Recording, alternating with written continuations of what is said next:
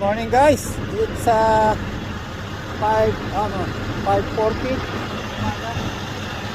Dito tayo sa sakayan ng birds.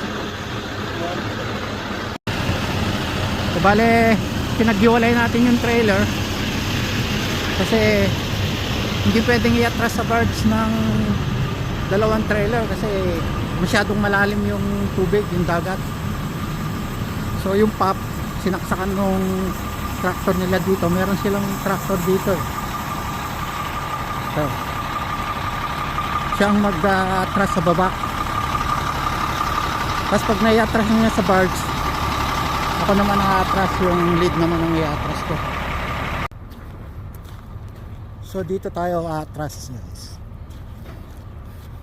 Dito pa-parking yung ano mamaya, yung birds. Ang lalim nito, kaya minsan nakakatakot umatras dito eh. So si John yung ano dito, yung pinaka nakakaalam lahat ng operation ng ano na to, barging.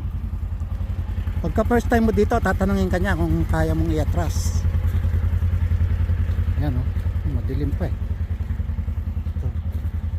Buti ngayon high tide kaya medyo mataas yung tubig, pero pagka low tide dyan napakalalim yan. Tatanungin ka din dyan kung kaya mong i-atras. Pagka sinabi mong hindi, siyang mag-atras. Pero syempre Pinoy tracker tayo, hindi natin na-atrasan yan, kaya yan. Kaya maraming beses na akong naka-atras dito, kaya pag ako nandito hindi na ako tinatanong. Ito, na-atras na ni John yung top. Wala pa yung birds eh, parating pa lang daw.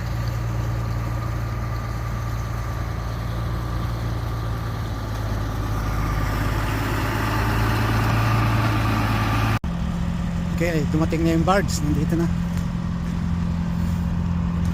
Buti high tide ngayon, hindi masyadong malalim, pero pagka low tide to guys, ang lalim nito. Kaya maaga ngayon yung birds time kasi ngayon daw yung oras ng high tide. Ito atras na tong pop, i-atras na ni John.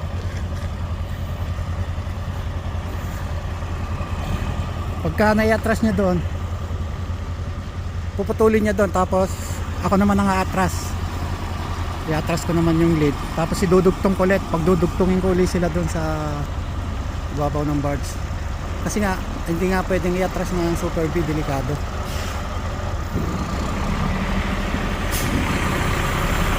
Ma-atras na.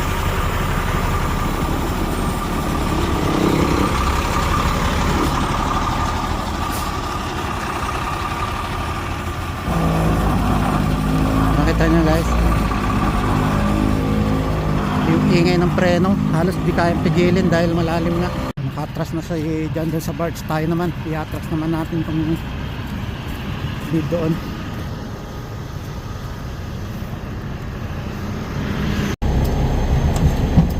Oh my god, kita.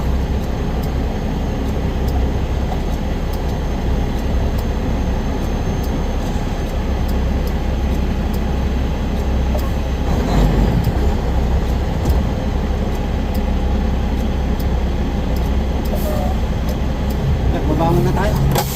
Makita eh.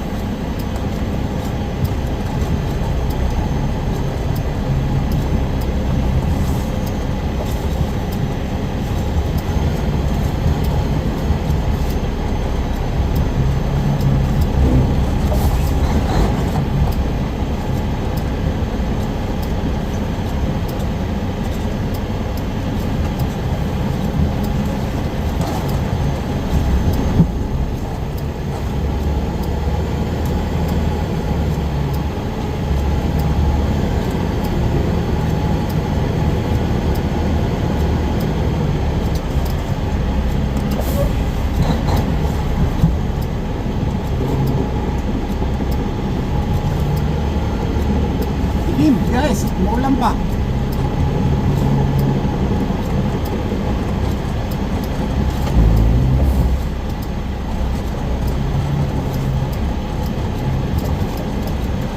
Ayan.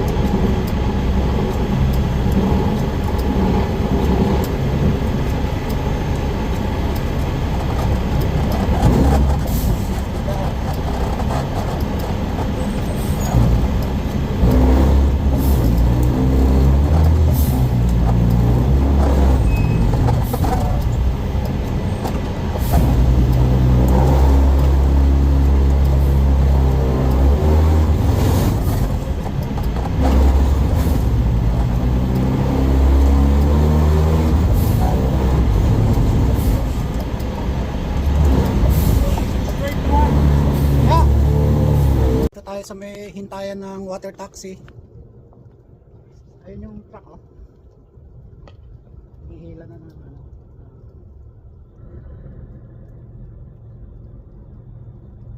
Tugboat. Hinihila na ng tugboat. Hintayin lang natin yung ating water taxi pabalik sa mainland.